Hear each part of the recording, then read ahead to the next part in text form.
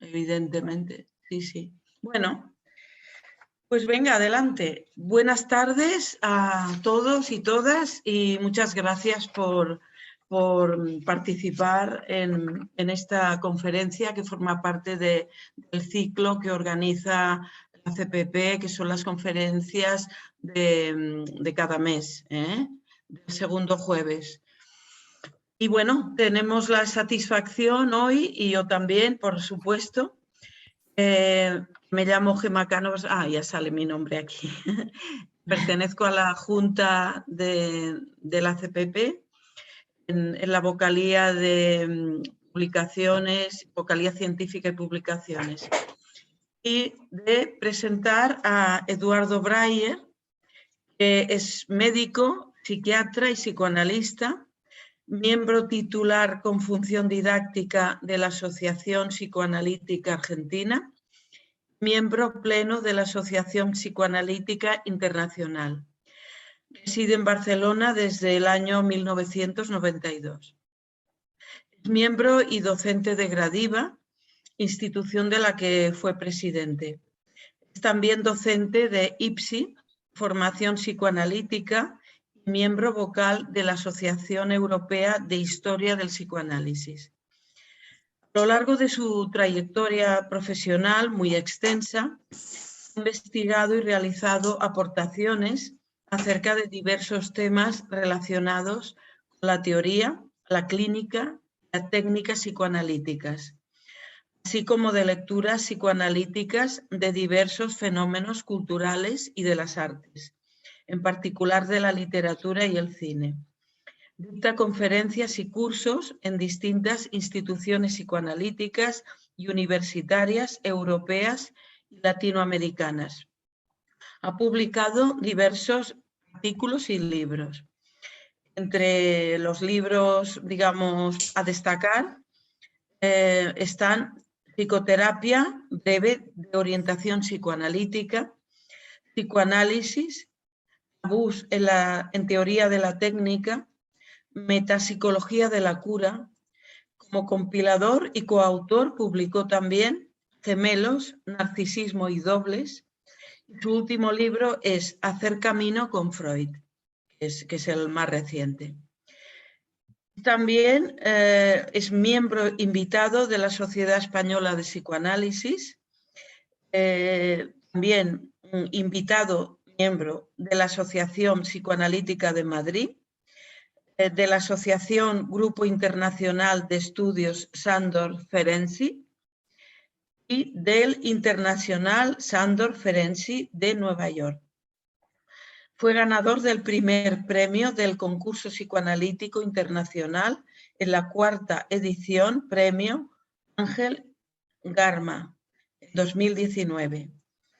Y es miembro colaborador de la Junta de la Comisión de Psicoanálisis del Colegio Oficial de Psicología de Cataluña. Vaya currículum. Bueno, pues le cederé la palabra y solamente comentar que habitualmente lo hacemos así. Cuando él finalice su conferencia, abriremos un turno de palabras, dudas, etcétera, de media hora. Y bueno, y Noemí amablemente se encargará de organizar el turno de palabras y bueno, yo cerraré el acto. O sea que muchas gracias y Eduardo, pues adelante. Muchas gracias, Gemma. Bueno, antes que nada, agradezco muchísimo esta invitación de parte de la CPP para dar esta conferencia y particularmente a Gemma, con la que hemos contactado. Y para mí es un verdadero placer y una satisfacción poder recibir esta invitación. Para hablar de un tema, psicoanálisis de las caracteropatías, que me parece de sumo interés y que paradójicamente o curiosamente es un tema poco trabajado, poco tratado en la literatura psicoanalítica.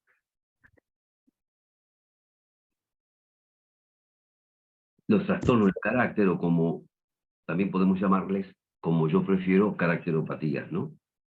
y que en mi criterio constituyen verdaderas estructuras psicopatológicas. ¿Se me oye bien? Sí. Habiéndome ocupado del tema especialmente a finales de los 80 y un poco más en los 90 del pasado siglo, he de retomarlo ahora. Ante todo, ¿qué es el carácter? Para responder a esta pregunta conviene que nos remitamos a la etimología de esta palabra. Carácter proviene del griego, que significa marca o nota, equivaldría a tallar, grabar. El carácter está dado por aquellas maneras particulares que todos tenemos de pensar, sentir y actuar, y que, valga la redundancia, nos caracterizan, lo que equivale a decir que nos diferencian además de los otros. En realidad, cuando decimos esto, nos estamos refiriendo más bien a los llamados rasgos del carácter, que son tangibles, más allá de que posean raíces inconscientes en su génesis. Acto seguido, se nos presenta la necesidad de diferenciar lo que serían rasgos normales de carácter de lo que hemos de considerar rasgos patológicos. Es en este último caso que cabe hablar de caracteropatías, las que para hacerlo han de reunir uno o más rasgos patológicos.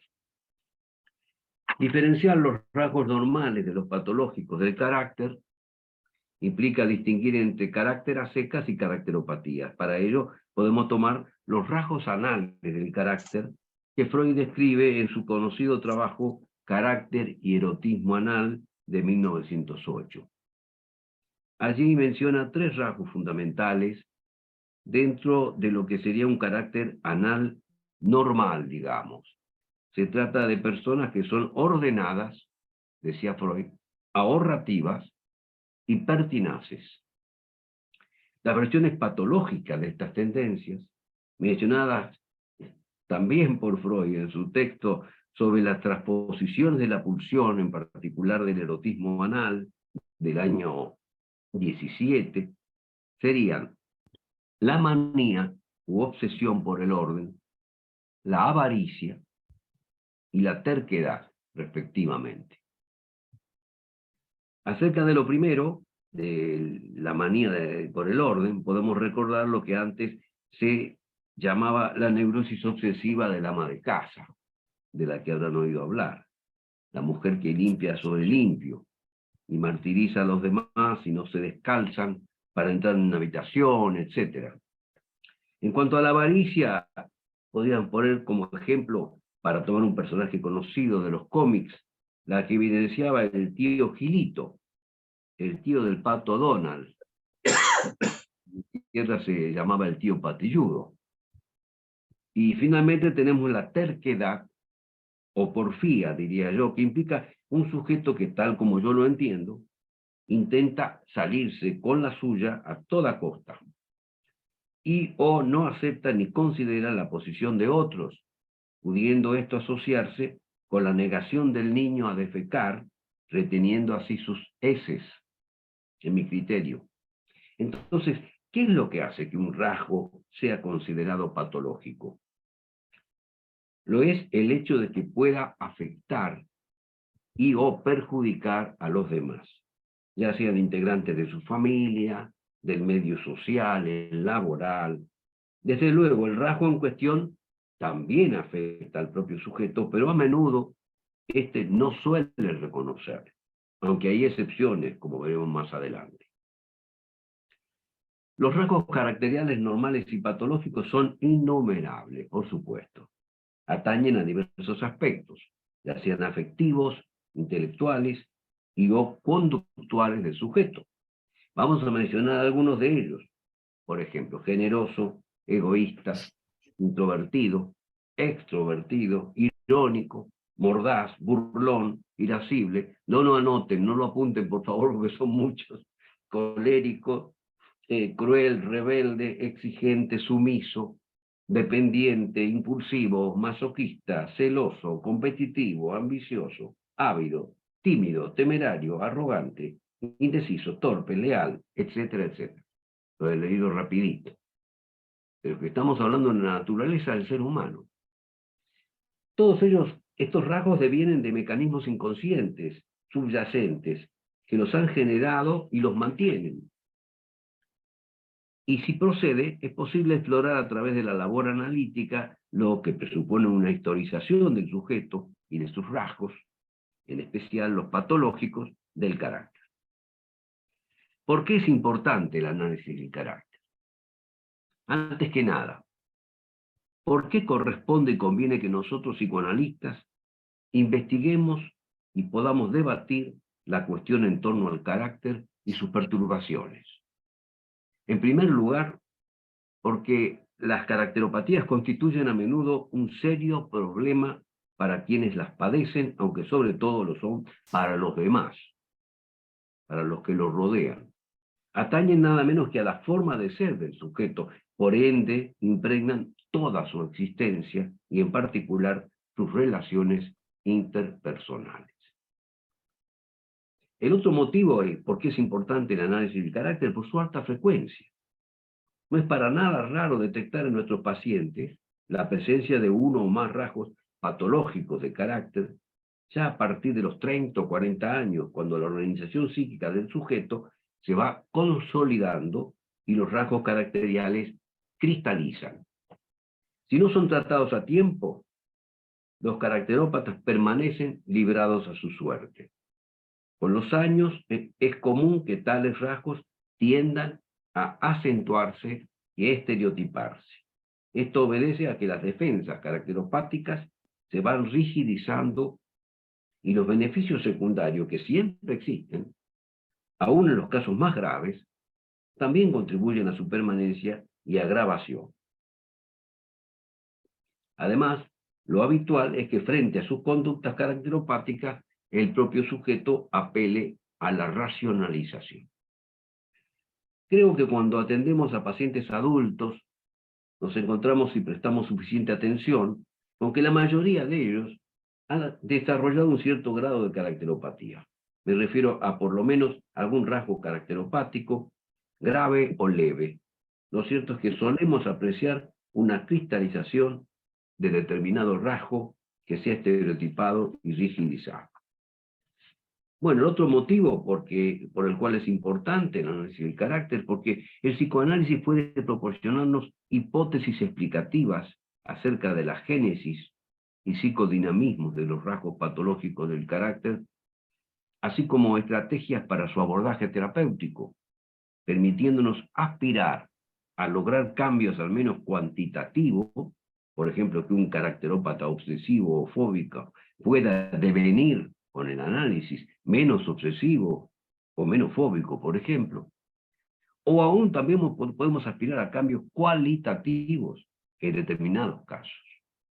Desde luego, en nuestro quehacer podremos aspirar a incluir tales objetivos terapéuticos, sobre todo si contamos con la posibilidad de llevar a cabo un tratamiento suficientemente intensivo, continuado y prolongado, por ende profundo, que se aproxime a lo que solemos entender por cura tipo o clásica, y que lamentablemente desde hace tiempo no podemos realizar con la asiduidad con que lo hacíamos en otros tiempos.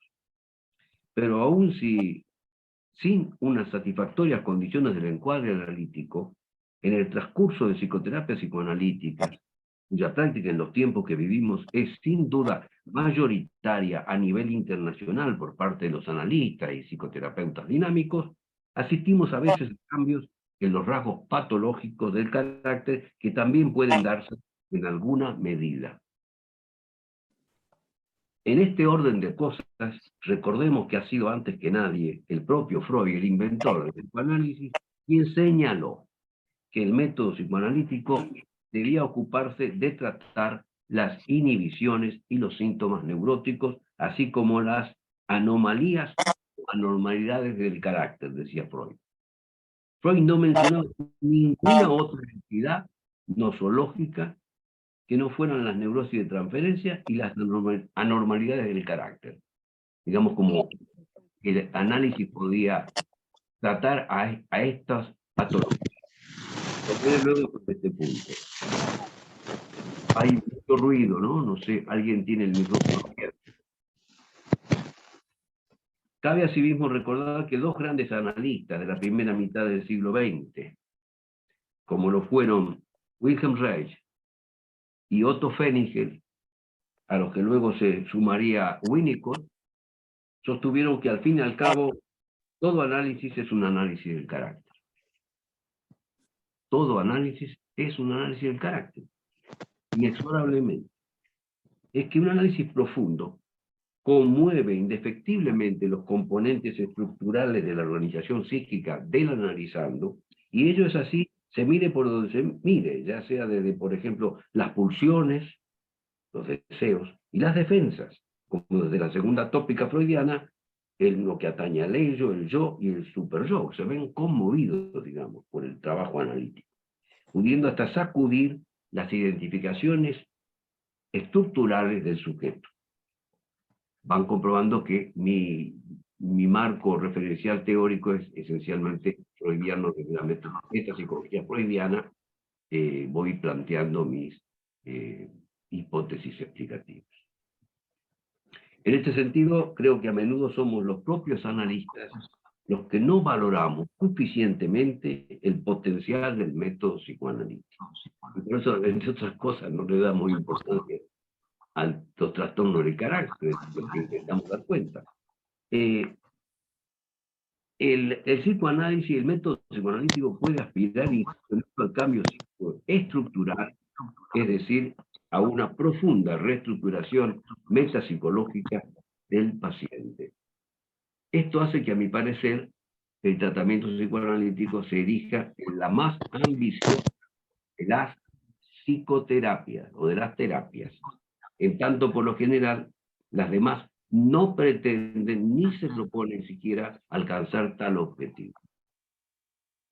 Y finalmente tenemos que tener en cuenta el análisis del carácter, porque las defensas caracteropáticas funcionan como grandes resistencias en el proceso terapéutico, a las que hay ineludiblemente que enfrentar. ¿Vale? Yo me voy a saltear una parte por una cuestión de tiempo que tenía aquí prevista, que se llama el carácter y sus alteraciones, un tema descuidado por el psicoanálisis. ¿Cuáles serían las probables causas de ese aparcar el tema del carácter en la investigación psicoanalítica? Lo dejo por si más adelante tenemos tiempo, si me alcanza el tiempo lo puedo leer. Y lo mismo el otro punto, que es el carácter y su relación con otras nociones afines, como puede ser, por ejemplo, la de personalidad, que prácticamente Freud la utilizaba como un sinónimo, carácter y personalidad. También pospongo un poco esta temática para ya abordar directamente una revisión de los aportes del psicoanálisis a la caracterología psicoanalítica, que así le podríamos llamar. O sea que ahora viene una parte en la que les pido paciencia en cuanto a que es una parte teórica un poco densa o un poco pesada quizás, puede estar para algunas personas, para otros quizás no, para luego llegar a la parte, en todo caso, más entretenida, que sería la de la clínica y la del tratamiento en sí mismo. Pero ya sabemos que todo lo que es la clínica y la técnica se basa en hipótesis, en teoría, si no sería una cosa puramente intuitiva, ¿no es cierto? Bueno, como casi siempre, la historia empieza con los aportes de Freud y continúa con lo de los otros autores que amplían y enriquecen las teorías fundantes de Freud, ¿no? Como diría Laplanche, vamos a poner a trabajar algunas de las hipótesis freudianas en torno a la génesis y el carácter para procurar una evaluación de su vigencia y comprobar si nos habilitan para eventualmente proponer algunas ideas complementarias sobre el tema. Freud se ocupó del carácter y la personalidad, así como de sus alteraciones, desde los comienzos y hasta el final de su obra escrita, si bien sus propuestas fueron presentadas de manera dispersa, no habiendo llegado a desarrollar una teoría sistemática al respecto. Empezó abordando la cuestión desde el punto de vista dinámico. Es imprescindible citar 3 ensayos de teoría sexual, escritos en el cual el creador del psicoanálisis concibe inicialmente el carácter como la consecuencia de la intervención de las pulsiones sexuales, o sea, los deseos, por un lado, y las defensas por el otro. Tiene entonces en cuenta las pulsiones parciales, las zonas erógenas, la fase del desarrollo psicosexual. Entre las defensas del yo señalará especialmente, en lo que hace a la configuración del carácter, el papel de las formaciones reactivas y las sublimaciones, sin diferenciarlas al principio muy claramente. Más adelante sí lo va a hacer. Las formaciones reactivas, como sabemos, serán entendidas como contrainvestiduras, basándose en los diques infantiles: repugnancia, compasión, moral, pudor, vergüenza, etc. Constituyen defensas complementarias de la represión. La sublimación, en cambio, ha de suponer el transcurso terso de la pulsión, desexualizada, que ha cambiado de meta, la que ahora ya no es sexual.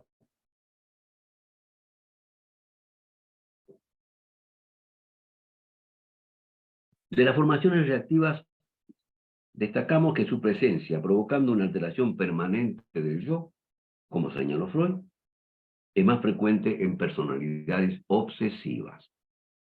La transformación es tal que estas personas, como saben, aparentan ser justamente lo contrario de lo que serían en el plano inconsciente. Así, podemos encontrar pacifistas a ultranza que reactivamente mantienen a raya tendencias agresivo-destructivas inconscientes e inconciliables con su manera de ser, pensar, sentir y obrar. Es también el caso de moralistas extremos, pseudo-moralistas en realidad, que procuran mantener inconscientes y controlados impulsos sexuales, para ellos no santos, siendo hipercríticos e intransigentes con los demás en tales cuestiones. Otras veces es la sublimación la que resuelve el conflicto.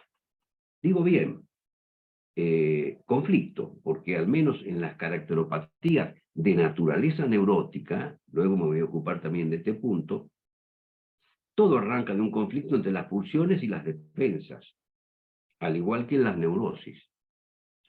La sublimación incide a menudo en el oficio y en la creatividad, aunque también es en el carácter.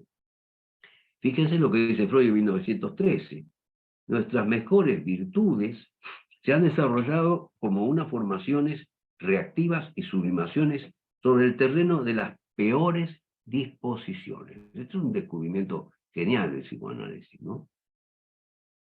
Es el clásico ejemplo de la fijación al erotismo uretral, que cuando adulto deviene el sujeto en el oficio de bombero, por ejemplo, que acaso ejerza como un hombre a la vez de un carácter noble y valiente, o el de aquel que sublima su sadismo anal, lo que hace que en lugar de dar rienda suelta a sus pulsiones, maltratando, o aún hasta matando a otro a cuchilladas, habrá de convertirse en cambio, por obra y gracia de la sublimación, en un excelente cirujano, que salvará vidas humanas, porque también podría llegar a ser un buen carnicero. También es sublimación, a mi modo de ver. O el de alguien con fuertes tendencias voyeuristas, que se convierte en un buen psicoanalista. ¿Qué tal? Sublimando su escoptofilia. Y, o sea, con una gran capacidad o disposición de observador, y esto lo convierte a la escoptofilia en epistemofilia, explotando la curiosidad esa de ese rasgo caracterológico, al espiar la vida sexual del prójimo, pero con fines no sexuales, sino científicos y terapéuticos. O dentro de los pares de opuestos, tenemos el caso de un sujeto con tendencias exhibicionistas, opuesto a voyeurista, que si al mismo tiempo posee ciertas dotes histriónicas, pues podrá ser un buen actor el día de mañana. Más ejemplos clásicos: la sublimación de tendencias anales en los casos de pintores, escultores, expertos en parasitología, etcétera, etcétera. Muchos años después, Freud, el año 37, nos seguirá recordando la decisiva participación de las defensas del yo, ya sobre el final de su obra, aclarando además que nadie emplea todos los mecanismos yoicos, sino solo una selección de ellos, y que esto se establece de modo estable en el yo. Entonces estamos hablando de la participación de las defensas en la configuración del carácter normal o patológico. Entonces Freud dice justamente, leo a Freud, devienen unos modos regulares de reacción del carácter que durante toda la vida se repiten tan pronto como retorna a una situación parecida a la original. Esto implica que cada sujeto apela a su propio repertorio defensivo. Al hilo de estas referencias, desearía advertir que si ponemos excesivo énfasis en el carácter como una formación esencialmente defensiva, al jerarquizar en su génesis y en la comprensión psicoanalítica de sus manifestaciones los mecanismos de defensa del yo, esto puede ir en detrimento de valorar la incidencia de lo pulsional. Quiero decir que cuando se ponen en juego los rasgos patológicos del carácter, hay un goce libidinal también, que debemos también tener en cuenta para comprender mejor la cosa. Y no debiera extrañarnos, ya que a mi entender, por lo menos, los rasgos de carácter normales o patológicos constituyen como los síntomas neuróticos formaciones de compromiso. Aludo aquí nuevamente a los rasgos de naturaleza neurótica. Los ocasionados por situaciones traumáticas narcisistas responden a otros mecanismos que pretendo llegar a transmitirles. La línea de lo pulsional será después continuada por Abraham, precisamente, uno de los más destacados y fieles discípulos de Freud, quien en la década del 20 del siglo pasado publicó valiosos trabajos en torno a lo que se denominó el carácter oral, el anal y el genital. Ahí está implícita la cuestión pulsional. En el yo y el ello, Freud volverá a referirse a la formación de carácter, esta vez desde la segunda tópica, a la que con esta obra presenta en sociedad, por así decir. Y allí, en principio, atribuye el carácter al yo de esta segunda tópica. Pero, a estas alturas, he de puntualizar que desde la propia perspectiva freudiana, no resulta concebible ningún acto psíquico que responda a una sola instancia. Todo acto psíquico ha de ser entendido como consecuencia de la omnipresente interacción del ello, el yo y el superyo, en la que, claro está, además del yo como mediador, defensor, y de la conciencia moral, habrá de influir decisivamente el ideal del yo, encauzando la conducta del sujeto según su sistema de valores, al menos en los casos en los que dicho ideal realmente posea el comando psíquico, que esto es propio de la neurosis, no así las patologías no neuróticas. Otra cosa es cuando el que lo tiene al comando psíquico es el yo ideal, como les digo, como ocurre en las caracteropatías que yo llamaría narcisistas, que veremos luego.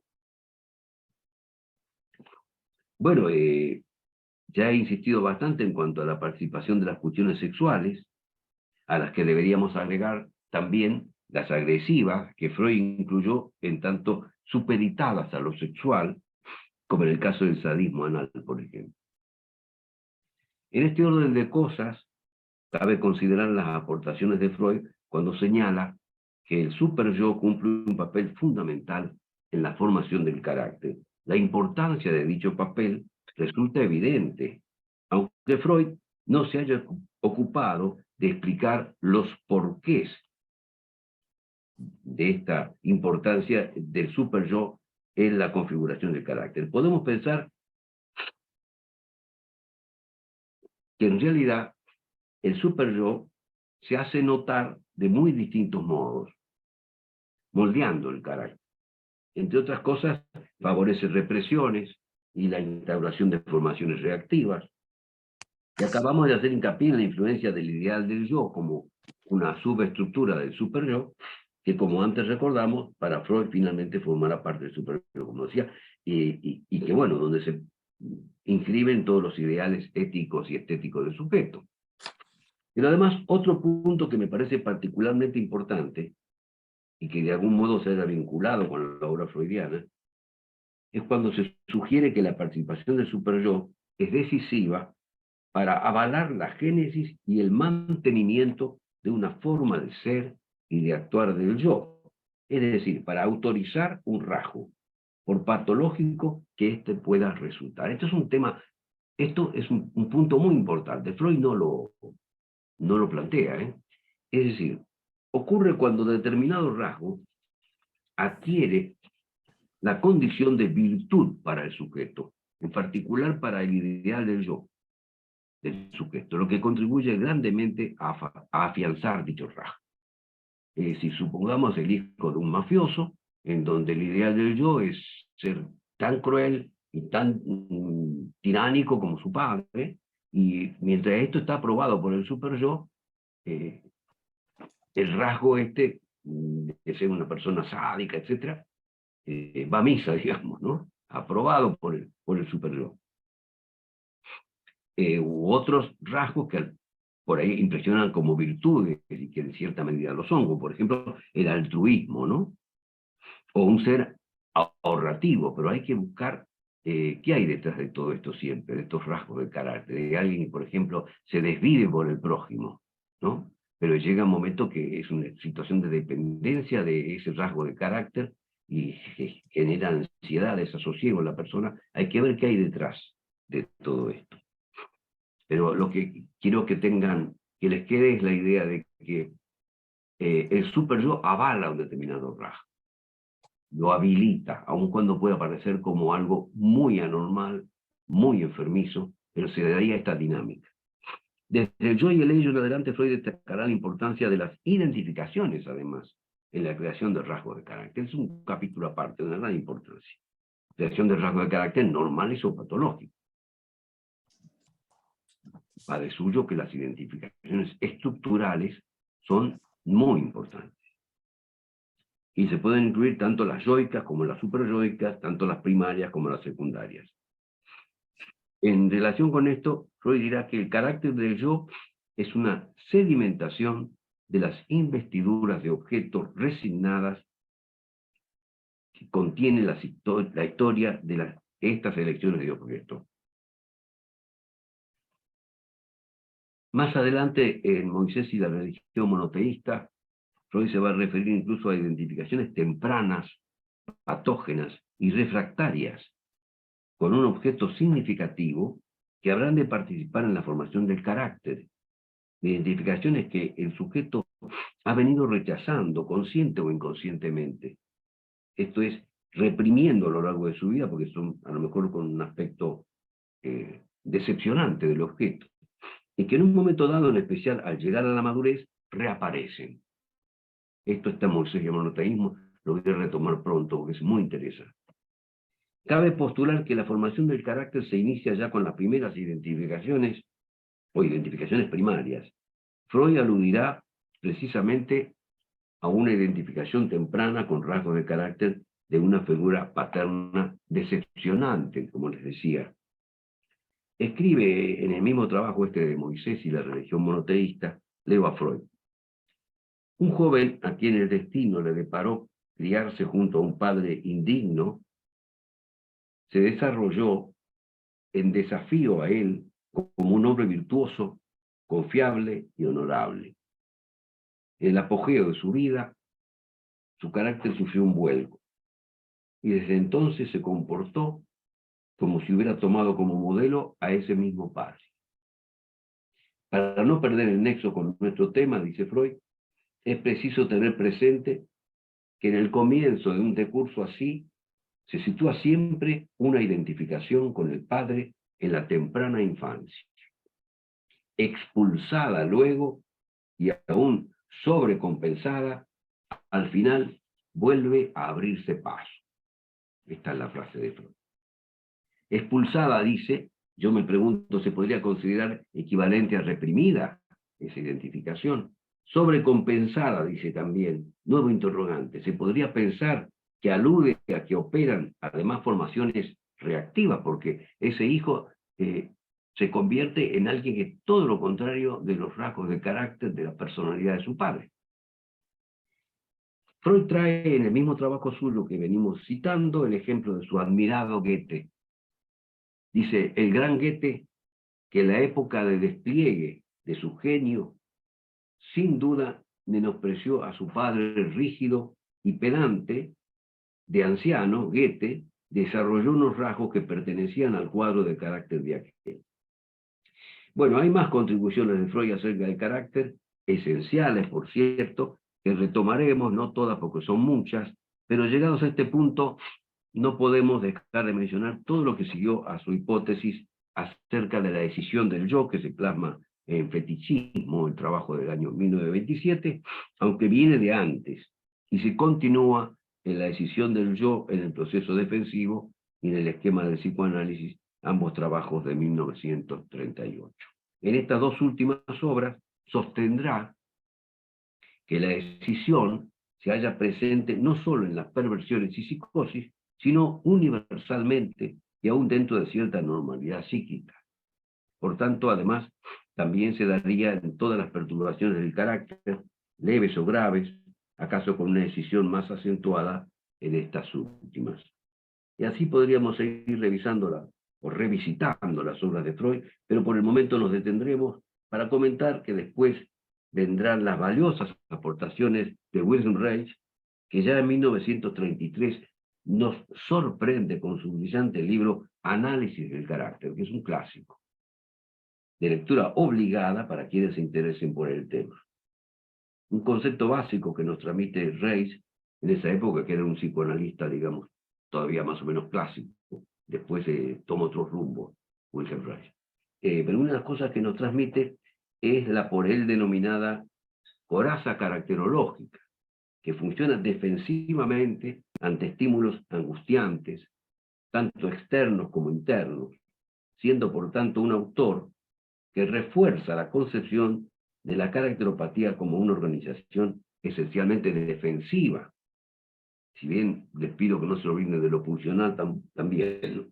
Y que además genera la llamada resistencia del carácter, que menciona mucho en su libro Wilhelm Reich. Ya hemos nombrado también a Fenigel, que en su conocida obra Teoría psicoanalítica de las neurosis, del año 45, dedica un extenso capítulo a los trastornos del carácter y que también insistió acerca de la resistencia del carácter.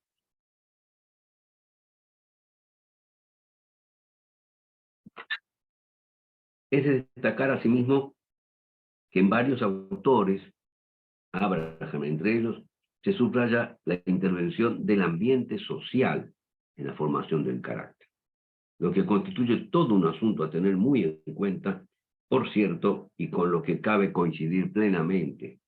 Se trata de las demandas, limitaciones, prohibiciones, compensaciones y circunstancias diversas provenientes del mundo exterior. Como bien lo señala una vez más Freud en el yo y el ello, incluyendo este frente, el mundo exterior, con el que tiene el yo que lidiar también, ¿no? Bueno, esto es todo un capítulo aparte del tema de la influencia de lo ambiental, cómo influye en la génesis del superyo, por ejemplo, o en las identificaciones yoicas. Es todo un tema muy interesante. Después del aporte de Fenigel, fíjense, en el año 45, la producción sobre el tema del carácter disminuyó considerablemente dentro de la literatura psicoanalítica, figurando en todo caso más bien artículos aislados, antes que libros consagrados al tema.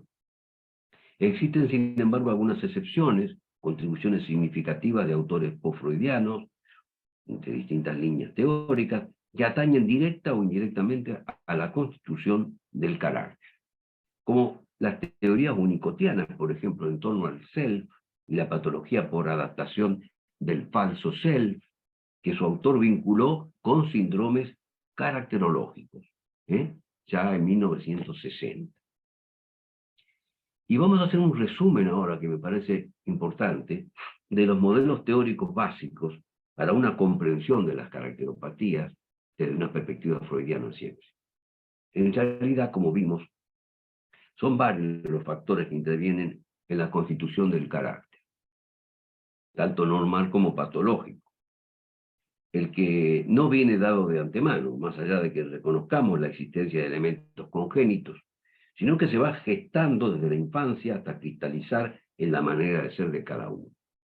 Sin embargo, esto no nos ha impedido distinguir algunos modelos teóricos que en mi caso, siempre desde una metapsicología de raigambre freudiana, rescato como especialmente útiles, reitero, para comprender los dinamismos que subyacen a la creación del carácter. Voy a resumir estos modelos que distingo en torno al tema. En un primer modelo es, como hemos visto, el punto de vista dinámico. Pulsiones, es decir, los deseos sexuales inicialmente, frente al yo, en donde están asentadas las defensas, y básicamente hemos destacado la formación reactiva y la sublimación. Aquí cabría añadir las pulsiones agresivo-destructivas, que en sus teorizaciones de aquellos años, Freud aún no había incluido. Estoy hablando de los años 1905, 1910. Tenemos un segundo modelo, que es el de la segunda tópica, precisamente, que no en vano se llama punto de vista estructural, ¿no? Habla de estructura del aparato, esto está muy relacionado con la personalidad y con el carácter. O sea, la influencia del carácter, en el carácter del ello, el yo y el superyo, de donde el carácter es una resultante de esa interacción, y también concomitantemente la influencia de las identificaciones.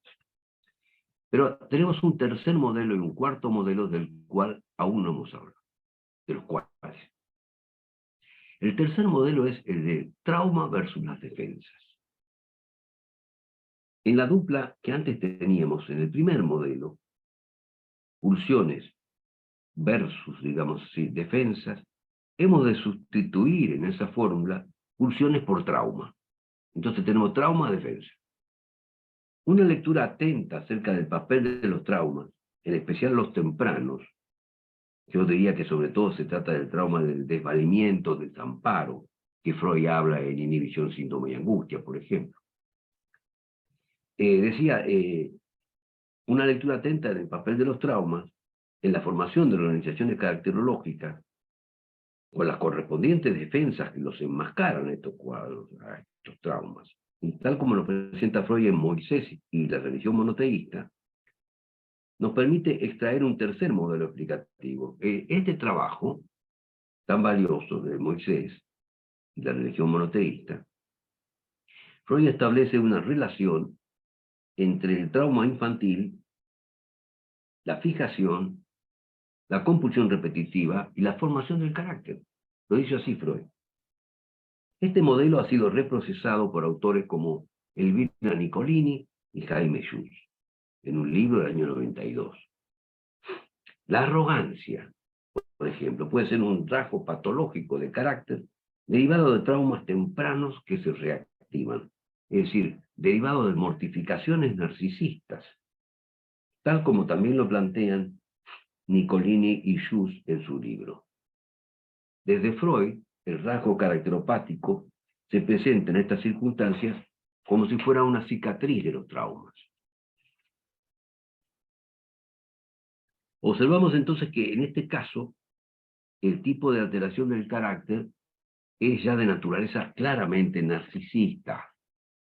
El rasgo, en tanto defensa caracterial, no es aquí otra cosa, repito, que la impronta que han dejado las heridas narcisistas.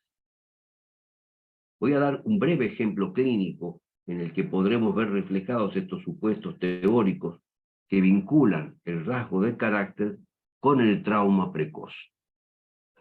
Recuerdo un paciente que tenía poco más de 30 años cuando comenzó a analizarse, del que ya he hablado en otras ocasiones, que presentaba claras reacciones y conductas, yo diría maníacas, lindando con lo psicopático, en su relación con los demás.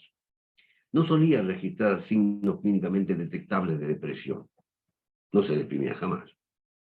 Habiendo sufrido graves carencias afectivas durante su infancia, eran estas conductas maníacas las que le permitían desmentir la dependencia del objeto, de una mujer, del propio terapeuta que era yo, procurando así evitar los peligros de volver a sentirse desvalido y vulnerable. Es decir, muy arrogante. Tendía a invertir la situación y que fueran los demás quienes dependieran de él o se sintieran dependientes.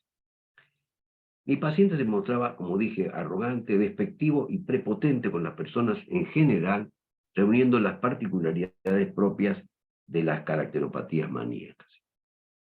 Tengamos presente una vez más junto a Green, que son las heridas narcisistas las que determinan con mucho un predominio compensatorio de libido yoica, dando lugar a la patología narcisista. Aquí la arrogancia es, insisto en esto, un signo de tales heridas, un signo, en fin, de los traumas tempranos. En este punto, uno no puede menos que recordar aquello de dime de qué blasonas y te diré de qué careces. Hay un cuarto modelo que yo distingo que responde a la tercera tópica, que se refiere a la decisión del yo, a la existencia de una subestructura neurótica que coexiste con una subestructura narcisista en todo sujeto sería. La llamada tercera tópica ha sido desarrollada por autores post-freudianos, entre ellos los argentinos Norberto Maruco, Eduardo Raggio, Rubén Zuckerfeld y Raquel Sonis de Zuckerfeld.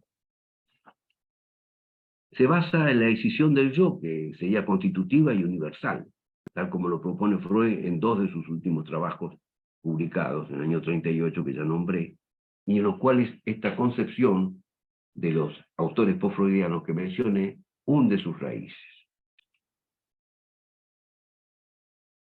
Dicha decisión sería provocada por una desmentida temprana, porque la desmentida provoca la decisión del yo.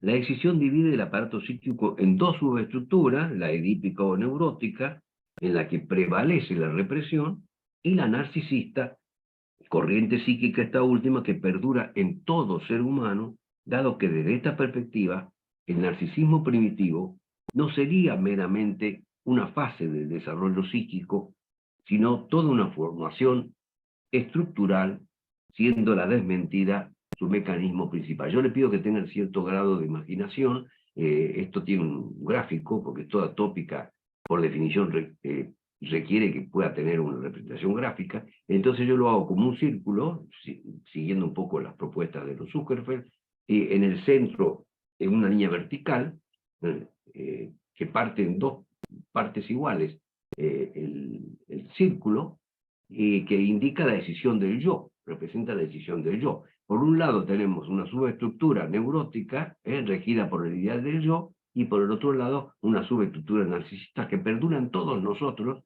regida por el yo ideal, que en algunos momentos puede tomar el comando psíquico, un yo muy primitivo, y sobre todo en la psicosis, lógicamente, si uno se descompensa y entra en un cuadro psicótico, por ejemplo. En fin, este modelo permite incluir a sí mismo junto al inconsciente reprimido un inconsciente escindido, asiento de huellas perceptivas producidas por traumas tempranos a los que el sujeto puede hallarse fijado, traumas que se reactivan y repiten, pero que no podrán ser evocados. Siendo un modelo tan abarcativo de los distintos aportes de Freud en las diferentes etapas de su producción, configura, como suele decir Rubén Zuckerfeld, un referente de gran valor heurístico para comprender la psicopatología desde el psicoanálisis de raigambre freudiana, dentro de la cual, y en mi opinión, cabe también incluir a las caracteropatías. Pensemos particularmente en las llamadas caracteropatías narcisistas, que hallan aquí una representación gráfica, al responder al predominio en el funcionamiento psíquico de la subestructura narcisista, en la que prevalece el yo ideal, como ya dije, sobre el ideal del yo. Este último tiene, en cambio, la hegemonía en las caracteropatías de naturaleza esencialmente neurótica. El modelo post-freudiano de la tercera tópica armoniza con los otros tres que yo les he mencionado, y sobre todo los abarca y los completa, dando cuenta desde el punto de vista gráfico de componentes de raíz freudiana de la personalidad o del aparato psíquico, que el propio Freud no llegó a integrar en los dos esquemas gráficos que dio a conocer, tanto en el Yo y el Ello como en las nuevas conferencias en 1923 y 1933 respectivamente. Lo que han leído Freud comprobarán en los textos que hay, como una cosa poco frecuente en la obra de Freud, un par de esquemas de gráficos acerca de la segunda tópica. Pero ahí no se ve reflejado ni la escisión del yo, ni la estructura narcisista, etc. Entonces, vamos a ver una clasificación posible de las caracteropatías ahora, pero aclaremos que no existe una única clasificación lo bastante contrastada y que por tanto goce de cierto consenso. En el estado actual de esta temática, ni las caracteropatías ocupan un lugar preciso en la psicopatología, ni hay tampoco una tipología psicoanalítica de las mismas que satisfaga a todos. Pero además las posibles clasificaciones dependerán altamente de las distintas orientaciones teóricas de sus autores. Sin embargo, podemos, partiendo de articulaciones o articuladores teóricos, antes que desde una visión meramente descriptiva, proponer una clasificación dividiendo las caracteropatías en neuróticas y narcisistas o no neuróticas. Esta propuesta armoniza con lo que, como acabamos de ver, ofrece el modelo de la tercera tópica. Caracteropatías neuróticas, bueno, son las directamente emparentadas con la neurosis de transferencia. Tenemos la histérica, la fóbica y la obsesiva. Podemos llamarle de otra manera, la histérica, algunos le llaman la caracteropatía demostrativa, la fóbica podría ser la persona evitativa o huidiza, y la obsesiva puede ser la caracteropatía anal también. En fin, pero es lo mismo. Entiendo que a lo largo de su obra Freud se ha referido preferentemente a estas anomalías del carácter, las de naturaleza neurótica. Habría una excepción a esto, como hemos comprobado en Moisés y el monoteísmo, que Freud introduce la relación existente entre trauma infantil, fijación, compulsión repetitiva y formación del carácter, relación susceptible de ser vinculada a trastornos narcisistas. Y ahora sí, entramos ya, todavía tenemos un cierto tiempo, a la clínica de la caracteropatía. Ya sobre esta base teórica podemos entrar. Es cierto aquello que la psiquiatría dinámica nos señalaba, a fines de identificar a estos pacientes. En tanto, son quienes suelen decirnos en la primera entrevista algo así como, mire, yo vengo porque me mandan. Si por mí fuera, no vendría. Seguro que les tocó a alguno así, ¿no? Esto significa que lo habitual es que en un caracterópata, no tenga mayor conciencia de su enfermedad psíquica, factor que a priori opera en contra, naturalmente, de sus posibilidades terapéuticas, a diferencia de un neurótico, cuyos síntomas e inhibiciones son egodistónicos.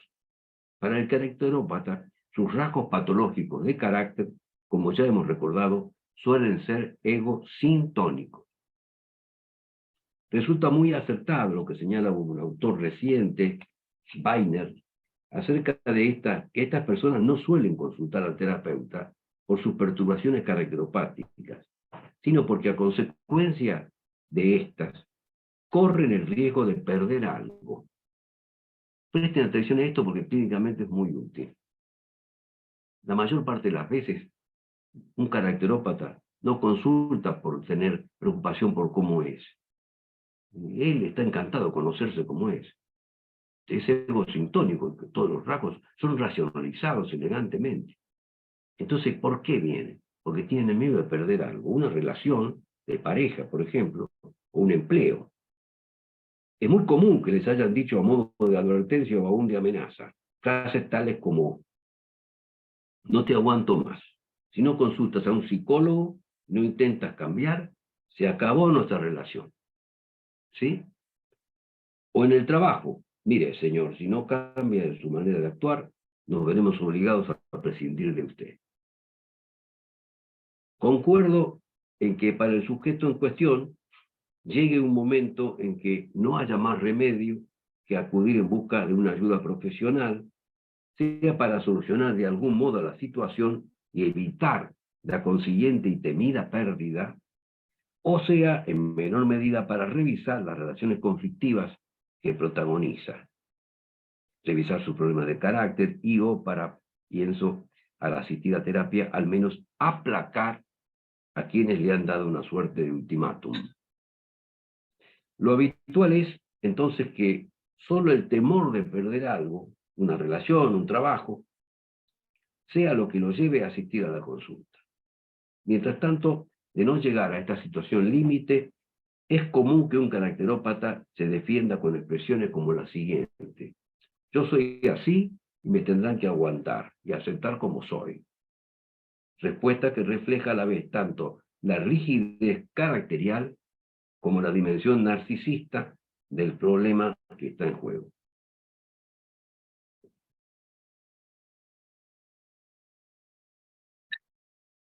Otras veces, como también señaló Weiner, este autor que estoy citando, ya entrado el tratamiento, las perturbaciones caracterológicas no solo pueden llegar a despertar la atención del analista, sino también el interés y la preocupación del paciente, que es lo mejor que le puede suceder al paciente, por supuesto.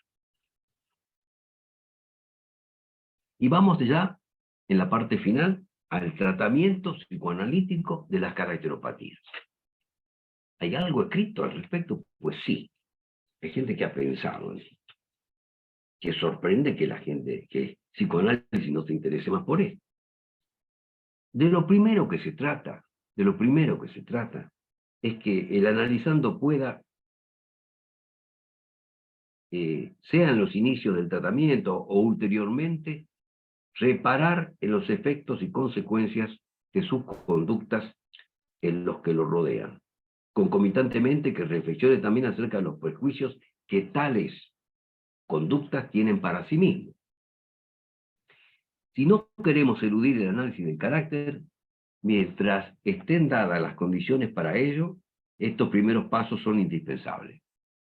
Constituyen una premisa para aspirar a la posibilidad de algún cambio cuanti y o cualitativo de los rasgos patológicos.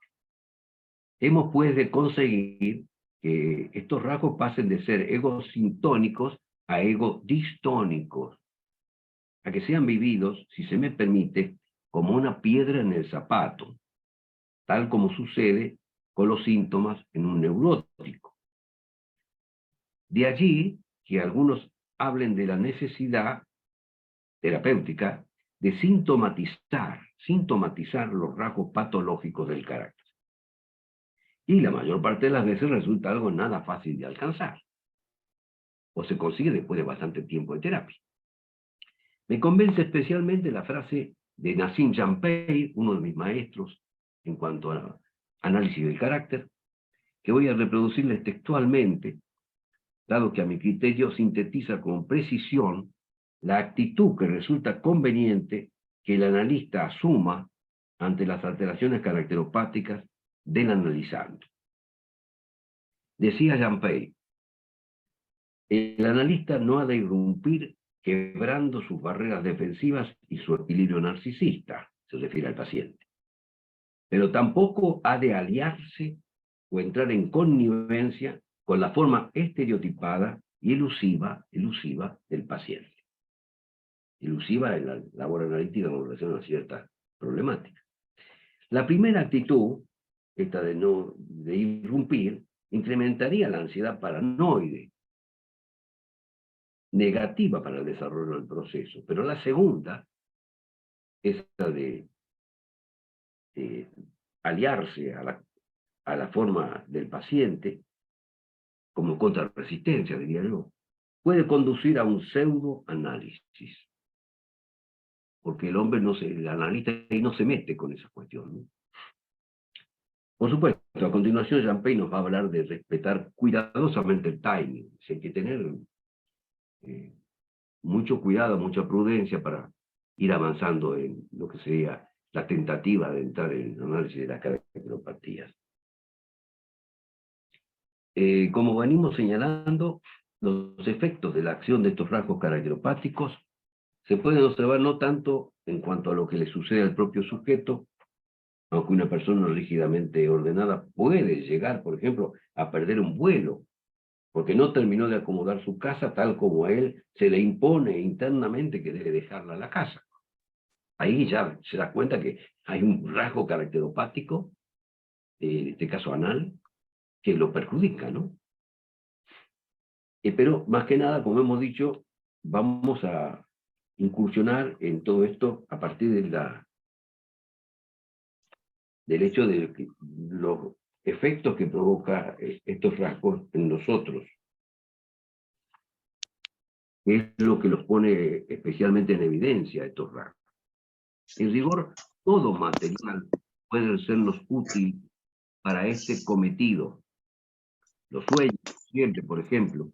Pero lo que es esencial resulta ser lo que, si se me permite, podemos observar y experimentar, sentir sobre todo, se me permite, digo, en vivo y en directo, a partir de los hechos que se producen dentro del campo transfero-contratransferencial, escenario privilegiado para la manifestación de estos rasgos, en el que somos a la vez testigos y protagonistas los psicoanalistas.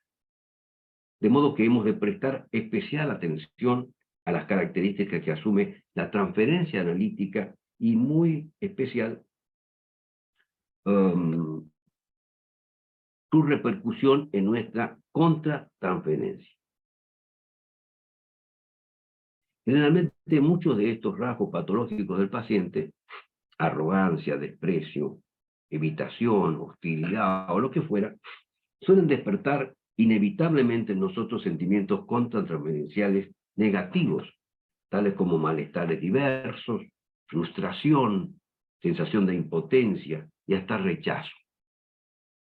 Atentos a ello, porque es que de estas situaciones que el paciente crea, por lo común no se puede evadir, a menos que sea de aquellos que ocultan ciertos rasgos con el analista y se comportan con este de un modo radicalmente distinto respecto de los demás, que también los hay. Hay de todo. No sé si se entendió esto último. Que hay pacientes en donde, curiosamente, estos rasgos patológicos del carácter, que inevitablemente exteriorizan o le dan salida en su vida, a lo mejor en la relación con el terapeuta se comportan de una manera muy distinta. Puede pasarle. Estoy aludiendo desde luego a la utilidad del autoanálisis y la contratransferencia. Es decir, que si lo que el paciente va a repetir son sus rasgos caracteropáticos en la relación con el analista. Nuestra reacción-respuesta ayuda a definir el rasgo caracteropático actuante. Y ahora voy a voy a comentarles una breve viñeta clínica que di a conocer hace muchos años, esta vez ligeramente modificada en su redacción, en la que el papel del autoanálisis y de la contratransferencia en el tratamiento psicoanalítico de las caracteropatías no solo sirve a los fines de abordar rasgos caracteropáticos del paciente, con el objetivo terapéutico de obtener un cambio psíquico y a la luz de la relación del caracterópata con otros, sino también hay una intención de superar las resistencias caracteropáticas para poder progresar en nuestra labor analítica. Espero que todo quede un pelín más claro cuando les pueda leer la viñeta clínica. En este caso se trata de una caracteropatía no neurótica, cuyas defensas principales no son la formación reactiva ni otras subsidiarias de represión. Siempre recuerdo el tratamiento que culminó con éxito de un hombre con una alteración del carácter que podríamos calificar de naturaleza maníaca.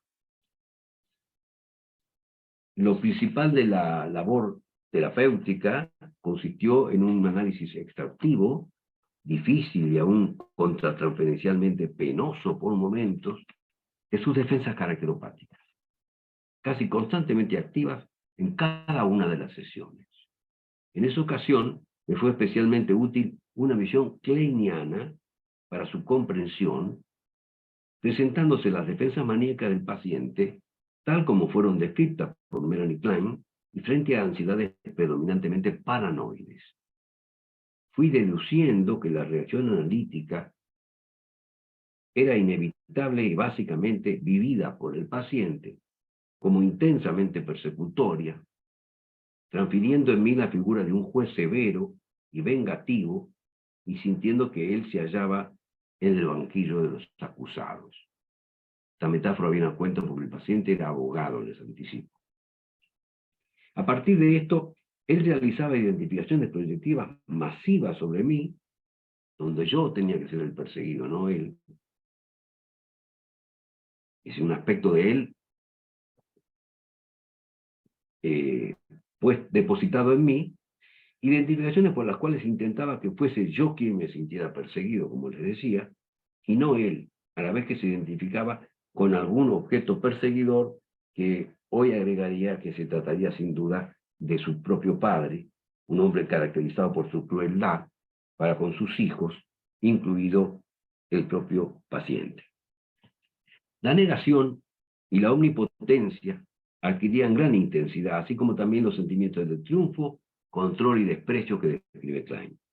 No está de más aclarar que se trataba de una persona que se sobrevaloraba, como ocurre con los maníacos, no exenta de cierta pedantería, despectiva con los demás, de un humor burlón e hiriente, y en el fondo muy desconfiado. Esto último es ya un rasgo paranoide, expresión más directa de las ansiedades y fantasías persecutorias del paciente. Las defensas maníacas arraigadas en el carácter, con las que intentaba controlar, repito, sobre todo ansiedades persecutorias, lo convirtieron en un abogado temible, de cierto éxito, lo que generó ventajas secundarias a sus rasgos de carácter. Aprendió a atacar entre comillas, había adoptado el lema de que pega primero, pega dos veces, pasando así de perseguido a perseguidor, y obteniendo un intenso goce en la querella. Ahí están los rasgos sádicos anales, y aquí están los beneficios secundarios de una caracteropatía que tiene una génesis claramente patológica. Luego de un tiempo, pero claro, esto le daba resultado en los juicios, pero en la vida cotidiana, con su mujer, su familia, los amigos, el prójimo, pues no. Luego de un tiempo de análisis fue comprendiendo que cuando contratransferencialmente yo experimentaba contratransferencialmente cierto grado de angustia, o me sentía apremiado, denigrado, o decididamente perseguido y hasta amenazado por el paciente, era de padecer esos mismos sentimientos de los que él se protegía a través de sus defensas caracteropáticas. Es decir, que yo era depositario de todo eso que el propio paciente estaba padeciendo. Les aclaro que en esa época se empeñaba en cuestionar y juzgar de manera incisiva y descalificadora mi capacidad analítica. Y yo era vulnerable a esos ataques y a esa crítica porque era un joven profesional. Realmente, en ese sentido, era sensible, inevitablemente. El intensivo análisis de la transferencia permitió acceder a la comprensión de las relaciones patológicas de objeto internalizadas que se reproducían en la relación conmigo y a la particular estructura defensiva que se activaba en esas circunstancias, esas defensas maníacas, cuyo abordaje fue fundamental no solo porque las defensas intervinientes formaban parte de los rasgos patológicos de carácter antes descritos, arrogancia, actitud despectiva, agresiva, etc., que le ocasionaban diversas dificultades en sus relaciones interpersonales, como dije, sino también, y esto hay que entenderlo, por ser la fuente generadora de intensas resistencias durante el proceso analítico, que se manifestaban especialmente, tal como acabo de describir, como resistencias transferenciales. Asimismo, en este ejemplo se da algo que es lo siguiente: el paciente le hace sentir al analista lo que él mismo padeció o aún padece intrapsíquicamente, diría yo, ¿no? A lo largo del proceso terapéutico, hemos de adentrarnos en el análisis de las defensas caracteropáticas, de las pulsiones sexuales y agresivas reprimidas, o más reprimidas en estos casos, de las identificaciones estructurales patógenas, etcétera, acerca de lo cual habría mucho que hablar. Ya estamos cerca del final. En lo que atañe a la que yo llamaría identificaciones estructurales patógenas, este mismo autor, Wagner, compatriota, describe algo esencial al respecto: averiguar si alguien cercano al paciente, familiares, allegados, registraba o registra similar o igual rasgo caracteropático al que éste exhibe. De ser así, durante la labor analítica sería importante explorar la dinámica de la relación que tiene o tuvo con esa persona, relación ahora intrapsíquica. Esto, diría yo, implica lo que podemos llamar historizar la relación en cuestión. Al respecto, recordemos nuevamente lo que nos dice Freud al aludir al carácter del yo. Ya lo dije yo, al que concibe como una sedimentación de las investiduras de objetos resignadas que contienen la historia de estas elecciones de objetos, esa identificación. Llegados a este punto, nos encontramos con un hecho de importancia, a mi juicio, crucial dentro de nuestra labor analítica: la posibilidad de intentar una desidentificación terapéutica de aquellas identificaciones patógenas que están en la base de rasgos caracteropáticos. Tal acción desidentificatoria del psicoanálisis deberá ir seguida de una reestructuración identificatoria. Es este otro de los asuntos de los que se ha investigado y publicado poco y que sin duda puede ser muy polémico. Y cómo no, a mí me gusta meterme en esos fregados. Una vez más, pero hoy no tendremos tiempo porque es un capítulo aparte esto, de la desidentificación y de la reestructuración o reorganización identificatoria. Aquel analista paraguayo, el primer analista paraguayo de la historia, Nassim Jampey, que se formó en la Asociación Psicoanalítica Argentina y que fue uno de mis maestros, repito, en este tema específico de las caracteropatías, sostiene algo que nos obliga a reflexionar y tener seriamente en cuenta, pudiéndolo vincular en parte con la desidentificación terapéutica, digo yo. Y decía Jampey, para estos pacientes, la función analítica representa un peligro de desorganización psíquica. Por eso su objetivo se encamina a paralizar. Esto implica que en el curso de un tratamiento, sobre todo cuando este consiste en un análisis profundo, insisto, intensivo y prolongado, tocamos indefectiblemente la estructura psíquica del paciente, como vengo diciendo, ni qué decir cuando nuestra labor en un momento dado del proceso analítico recae expresamente en una acción desidentificatoria, lo que puede hasta conmocionar el sentimiento de identidad del paciente, que para algunos analistas no es adecuado o no es correcto. No es esta mi postura, por supuesto. Ahora bien, desarrollar este tema de la desidentificación terapéutica no me va a ser posible, como digo en esta ocasión, nos llevaría demasiado lejos. Hemos de proseguir, lo haremos remitiéndonos a algo muy importante que antes hemos señalado, que los rasgos de carácter se erigen como resistencia a la labor analítica.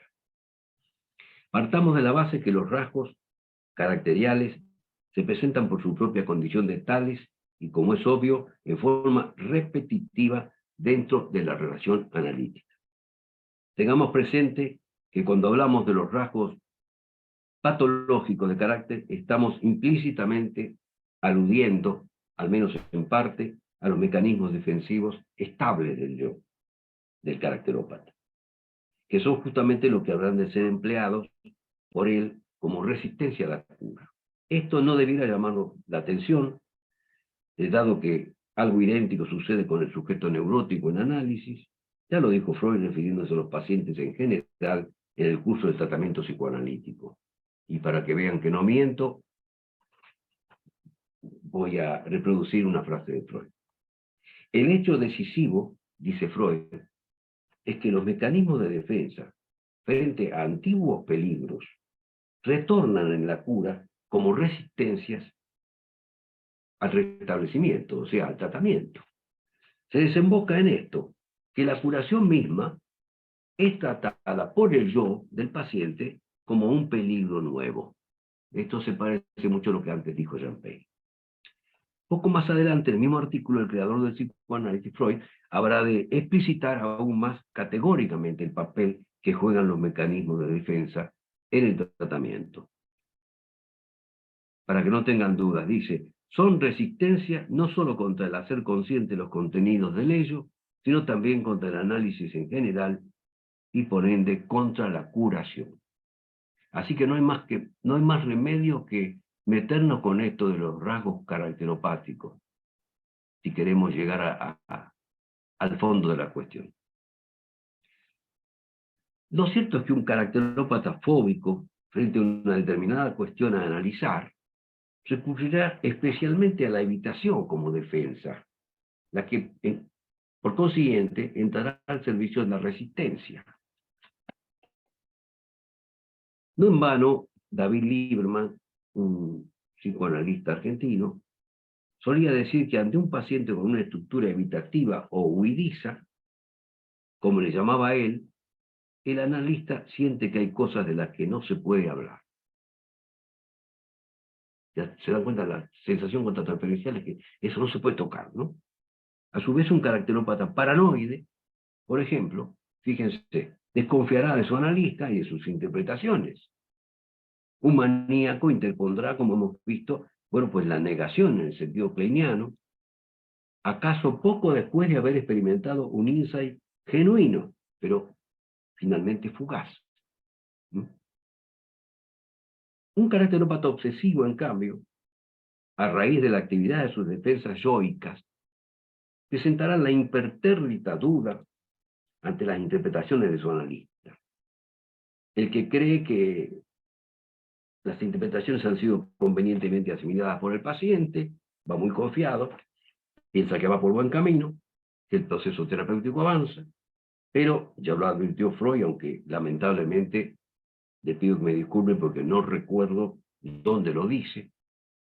El paciente, mientras tanto, se debate dubitativamente en lo que se podría traducir del siguiente modo.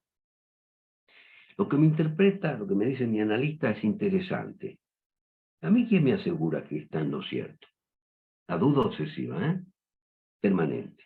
O bien puede intelectualizar las interpretaciones, otro recurso defensivo, sin que por ello se produzca un insight auténtico, porque intelectualiza, es un pseudo-insight, un insight intelectual. Estas defensas caracteropáticas deberán ser analizadas y superadas, si es que pretendemos que el proceso analítico progrese y alcance los resultados esperados.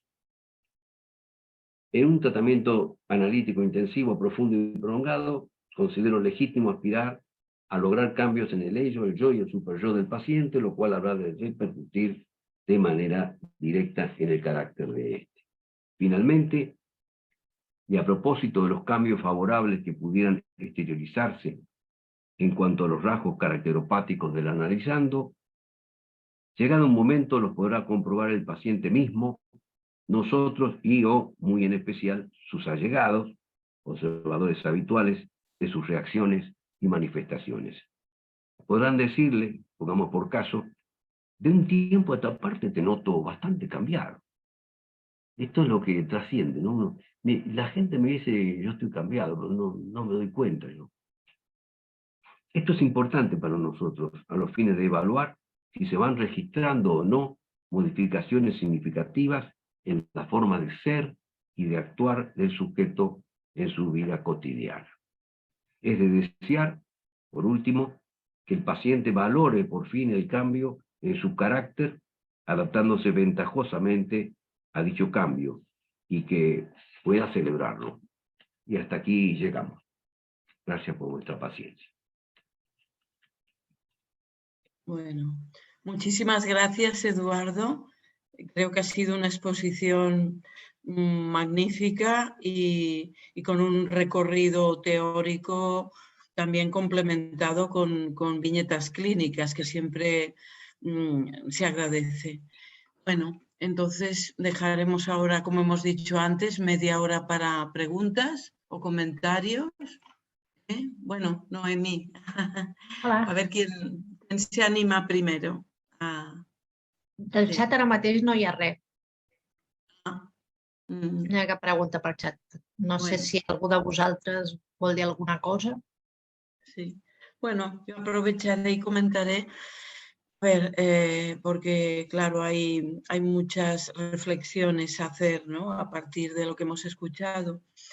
Pero en relación, Eduardo, a cuando te has referido a unas pautas del tratamiento psicoanalítico de las caracteriopatías, a ver, a mí me ha gustado mucho una de ellas, que es valorar con el paciente, si lo he entendido bien, las repercusiones en los otros cercanos de su comportamiento.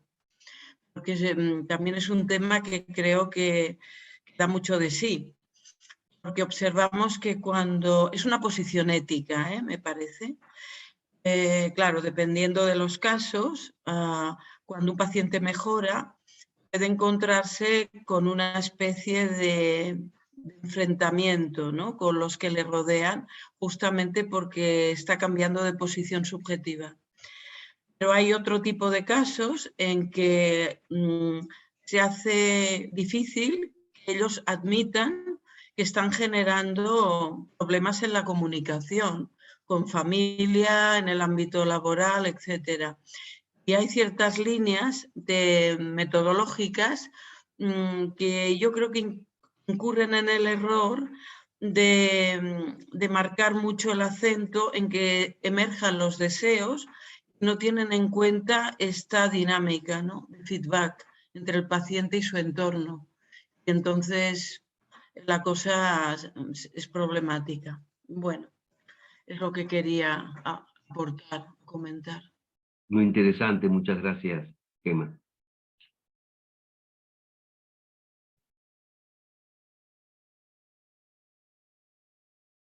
A ver si hay alguna pregunta. Cuesta ser el primero. Eduardo, yo te quería agradecer mucho la exposición que nos has dado, porque la verdad ha sido teóricamente muy plena y creo que las viñetas han sido muy acertadas. Yo quería preguntarte si se conoce a día de hoy alguna bibliografía que sea algo más nueva sobre el estudio de la caracteropatía, si hay algún libro, algún manual, algún referente que podamos utilizar a día de hoy que sea algo más actual. Sí, con mucho gusto. Yo he estado nombrando a Weiner, que se escribe con W, se dice aquí, ¿no? Washington, ¿no? Ariel Weiner tiene un libro de 2020 que se llama Yo soy así, teoría y clínica de las caracteropatías. Editorial Topía, que yo he leído con mucho placer, es de una claridad meridiana. No tengo el gusto de conocerlo, es un autor relativamente joven, pero tenemos un maestro en común en cuanto al tema de las caracteropatías, que es David Madlaski, fallecido lamentablemente hace relativamente poco tiempo, y cuando yo vivía en Argentina, en Buenos Aires, trabajé mucho estos temas del carácter con Madlaski, y claramente Ariel Weiner es un discípulo de él. Bueno, yo mismo tengo un libro del año 1990, Tabúes en teoría técnica, que Gemma comentó, pero ya es un poquito viejo ya, por lo menos cronológicamente. Yo pretendo que las ideas no hayan envejecido. Este libro, quizás cuesta un poco conseguirlo ahora, a lo mejor como de segunda mano, se llama Psicoanálisis, Tabúes en teoría de la técnica, que es de 1990, y ahí hay 3 capítulos desarrollados por mí, referidos a los objetivos terapéuticos en el psicoanálisis de los trastornos del carácter, de los que Freud nunca llegó a hablar. Hablaba de objetivos teóricos en la neurosis. Hay múltiples fórmulas, pero no respecto de las anormalidades del carácter. El propio Freud también reprimía o omitía lo del carácter. Y hay un artículo ahí que se llama Algunas consideraciones sobre temas de caracterología psicoanalística. Asimismo, el libro de Nassim Haramein, por más que también sea antiguo en el tiempo, del año 81, se me ocurre comentarte, está muy bien, desarrolla varios tipos de caracteropatía, el paranoide, por ejemplo, recuerdo en particular. Se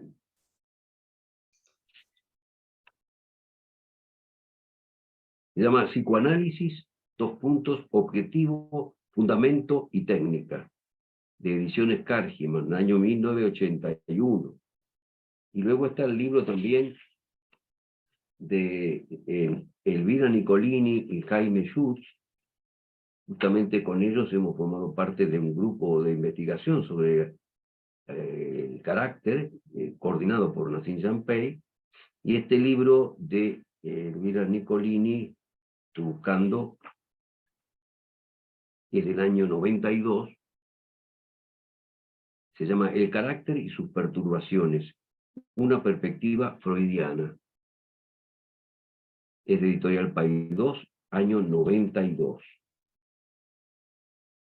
Bueno, Muchas gracias. no, al contrario.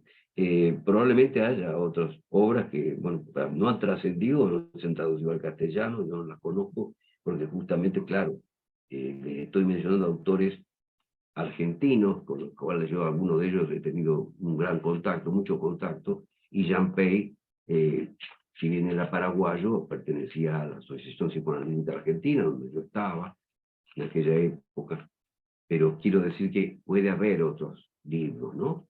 Pero también está el clásico Análisis del carácter de Wilhelm Reich. Quizás aquí lo que nos queda pendiente es el tema de por qué demonios no nos estamos ocupando del análisis del carácter. Que esto yo lo he dejado para otro momento. Si no surgen otras preguntas, desarrollaremos un poquito eso.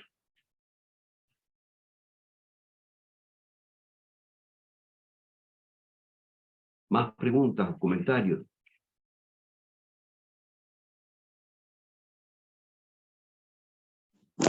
Uy, se me cae. ¿Ahora me escucháis? Es que estoy con el... Sí, sí. Ah, vale. Bueno, buenas noches. Buenas noches. Encantada de su conferencia, la he disfrutado bastante. Me ha puesto a pensar un poco. Me ha puesto a pensar en los adolescentes. Creo que los adolescentes tienen un momento en donde queda reflejado esa conexión entre los procesos identificativos y las formaciones reactivas. El adolescente se vuelve rebelde, ¿no? Durante un tiempo, en su etapa adolescencial, durante unos años o durante unos meses, se observa que se torna bastante rebelde, contradictorio, oposicionista, negativista con los padres, que puede aumentar en función también del estado psicopatológico de sus padres y de sus relaciones como pareja, ¿no? Pensaba en esto. Entonces, en un adolescente también vemos la parte narcisista un poco más inflada, y que sí. Yo diría, entiendo que hablando de la escisión, entonces, de la disociación en la personalidad, en donde hay un yo primitivo narcisista, entiendo que ese yo primitivo narcisista es el que mantiene la caracteropatía, ¿o no? Ese sería como mi duda, una de mis dudas, ¿no? Tiene que mantenerla, porque si no, entonces, ¿cómo es que su sintomatología o sus conductas son egosintónicas? Puede ser porque el narcisismo favorece, ¿no? O no lo he entendido bien, ¿vale? Esa sería una de mis preguntas, por lo que, y creo que esa parte narcisista pues contribuye a las resistencias enormes que un paciente caracterópata puede hacer durante un proceso psicoanalítico. Muy bien. Entonces sí creo que lo he entendido. Bueno, eso por una parte, ¿no? Y después de todo siempre queda en la vida adulta quedan restos, trazas de la rebeldía adolescencial. En algunas personalidades se nota más. No hemos hablado de los trastornos borderline, límites de personalidad, que parecen verdaderas caracteropatías, eso no se ve una neurosis, ni una intención, ni un sufrimiento, salvo en algunas cosas como el vacío existencial, etcétera, ¿no? No lo sé. Bueno, no sé si se podría considerar como una caracteropatía o igual tendría que cuestionarme mi concepto de neurosis. Bueno, estas eran como mis dos preguntas, ¿no? Que se me ocurren ahora, y igual si las tengo que aclarar, pues bueno, estoy dispuesta. Bueno, a mí me disparan ideas tus preguntas. No sé si voy a llegar a contestarlas, pero te digo lo que se me ha ido ocurriendo. Primero habrá que aclarar que en la adolescencia no se da ninguna caracteropatía todavía. Está todo por hacerse, ¿no? Está revuelto todo ahí, ¿no? Hay proyectos identificatorios ahí, y no sabemos en qué va a desembocar. Aunque más tarde o más temprano, el sujeto alguno que otro rasgo caracteropático va a tener. Yo digo que la caracteropatía, y perdón por extenderme, ahora me hago una digresión, aprovechando tu pregunta, ¿no? Y asociando libremente que es una deformación profesional que yo tengo. La caracteropatía es un poco como la arterioesclerosis a nivel vascular. Es decir, es como inexorable, o como la artrosis, que no es una enfermedad la artrosis, es una evolución natural que llega a producirse, lo mismo que la arteriosclerosis, es un proceso evolutivo medio inexorable. Y lo mismo pasa con la caracteropatía. Si uno se descuida, se fija un rasgo que puede ser realmente perjudicial para los que lo rodean al sujeto, pero para él también. Entonces, en la adolescencia, todo está por hacerse, y eso es lo bueno, uno ve a algún paciente adolescente, ¿no? Porque casi puede hacer un trabajo preventivo de una eventual caracteropatía.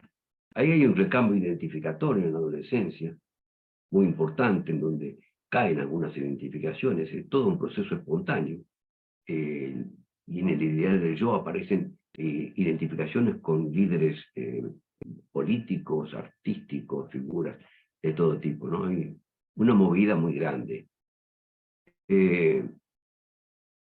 Me interesó lo que dijiste en relación a que es lo narcisista lo que sostiene el rasgo caracteropático. Yo le estaba buscando la vuelta. Es decir, si se trata de una caracteropatía de naturaleza narcisista dentro de la clasificación que yo he adoptado, no cabe ninguna duda de eso, porque la arrogancia en realidad es todo un rasgo caracteropático defensivo para tapar, sentirse insignificante por las carencias tempranas. Eso está sostenido por un yo ideal, ¿no? Fantasías incluso omnipotentes,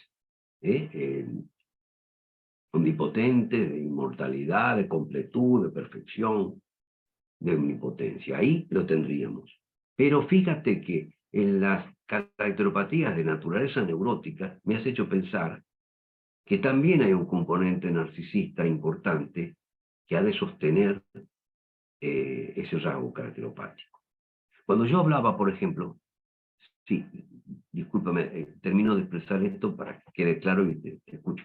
Cuando yo hablaba de que es importante que el rasgo caracteropático, rasgo de carácter, sea entendido como, sea avalado por el superyo y reconocido como una virtud, parezca contradictorio para nuestra escala de valores, a veces, por ejemplo, la crueldad, ¿no? Ser agresivo. Esto indica que el yo del sujeto, al ser de esta manera, complace a su superyo, a su conciencia, instancia crítica, el ideal del yo.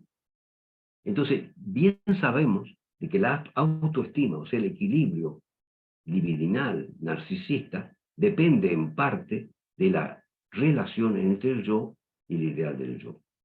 Si uno está más cercano a cumplir con el ideal, tiene la autoestima más elevada, que esto es de naturaleza narcisista. Y eso es lo que está sosteniendo un rasgo caracteropático. No sé si he sido claro. Esto con relación a la primera parte que traías.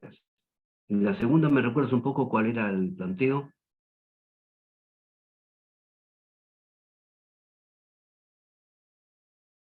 No se te oye.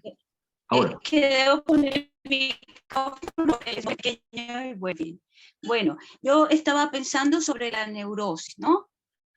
Hablaban sobre los trastornos borderline, que no sé hasta qué punto es caracteropatía y neurosis, porque son casos bastante complicados. Y claro. Ahora, luego de escucharte hablar, también tengo otra. Pero bueno, es igual. Me conformo con dos si hay otras. Me sigue valiendo a mí ¿no? esa caracteropatía, neurosis en cuanto a la egosintonía, la egodistonía, porque la naturaleza de las caracteropatías neuróticas sería la misma de la neurosis, el origen. Es decir, un conflicto de naturaleza neurótica entre pulsiones y defensas, por ejemplo, ¿no? Pero lo de la caracteropatía es un rasgo, una forma de ser y que queda ya como estable.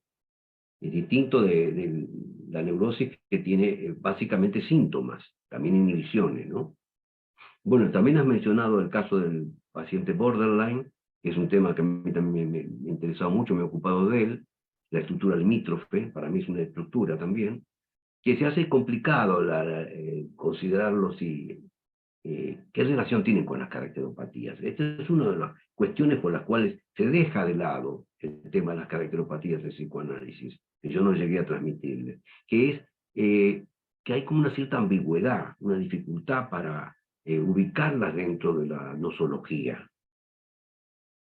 Incluso el término caracteropatía ha sido cuestionado porque algunos lo asimilaban a psicopatía. Entonces recomendaban suprimir o modificar el término caracteropatía. Yo diría que habría que mantenerlo y que lo que habría que, en todo caso, rever es el término psicopatía. Porque psicopatía etimológicamente no quiere decir otra cosa que alteración psíquica. En cambio, es distinto sociopatía.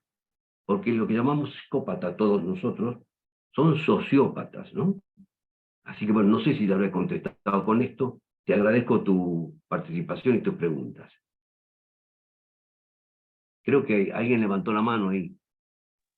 Gracias. ¿Eras tú? La mano levantada. Sí. Nunca he bajado la mano. Un segundo. Que no sé. A ver, Bueno, igual tengo otra. Bueno, no quiero monopolizar. Puede quedar la mano, no hay problema, ¿no?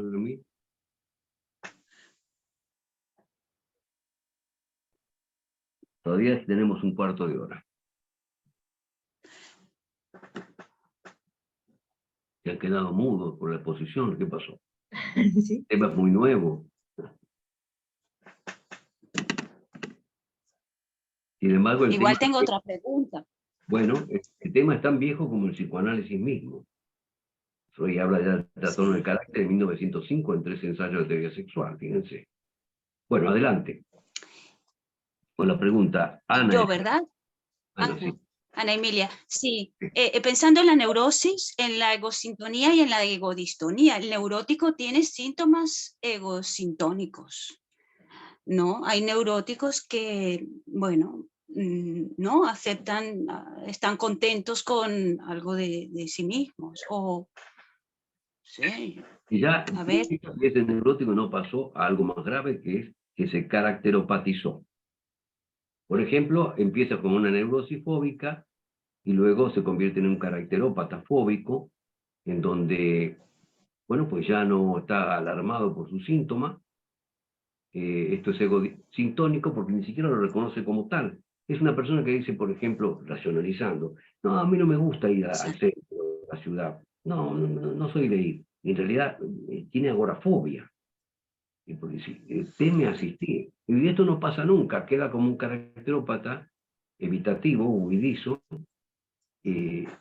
porque no se enfrenta ante la situación. Sigue siendo un poco un neurótico en el fondo, ¿no? Pero se ha caracteropatizado, que es peor todavía, porque falta conciencia de enfermedad ya, ¿no?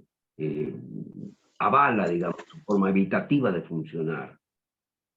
Y lo mismo puede pasar con un obsesivo. En fin, o cualquier otro paciente.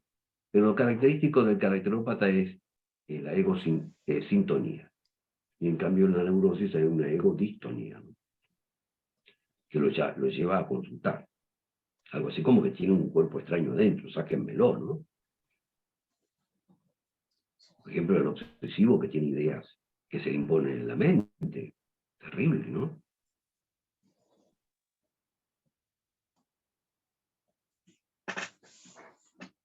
Justamente dije que a lo largo del tratamiento es importante que el paciente se sintomatice, dicen algunos, ¿no?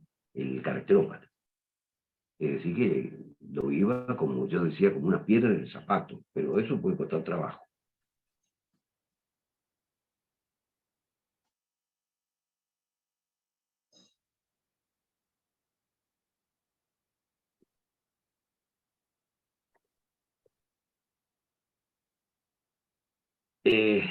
¿Por qué se descuida el tema de los trastornos del carácter? Después comentar algo de lo que yo pienso. Primero, no son pocos los psicoanalistas que piensan que el carácter es inmodificable o que en todo caso solo se pueden esperar cambios cuantitativos. La expresión de genio y figura hasta la sepultura encajaría aquí en estas circunstancias a la perfección. Es cierto que el carácter seguramente es lo más difícil de cambiar, lo que más se resiste al cambio en un análisis, pero repito, no creo que ciertas modificaciones sean imposibles de lograr, ni mucho menos.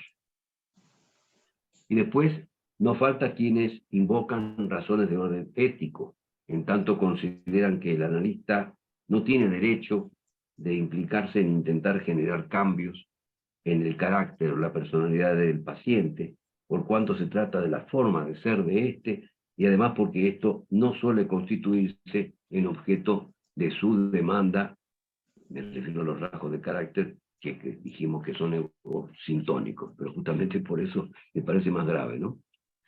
Y hay dos razones más.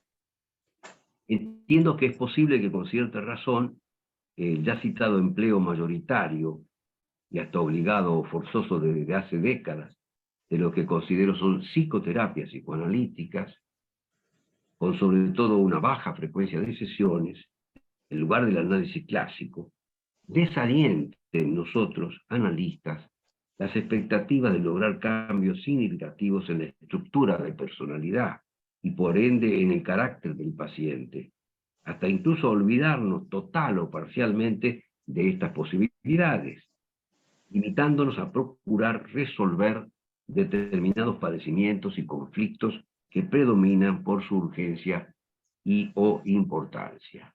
Pero nos olvidamos de este objetivo porque es muy ambicioso y lógicamente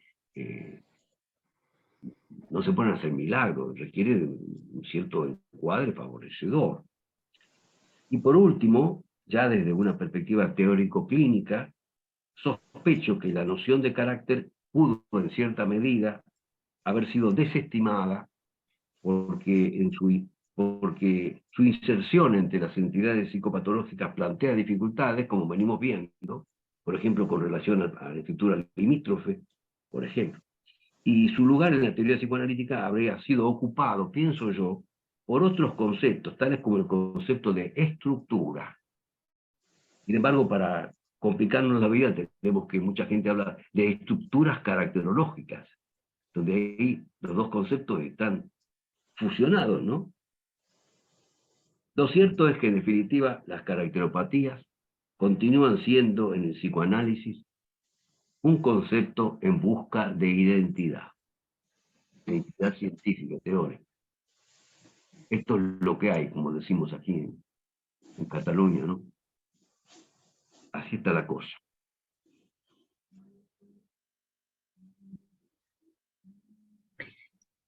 Eduardo, sí, perdón. a hacerle una pregunta. Si sería posible la bibliografía que nos ha citado antes, poderla tener escrita y enviarla a todos los que nos interese, para que la tuviéramos.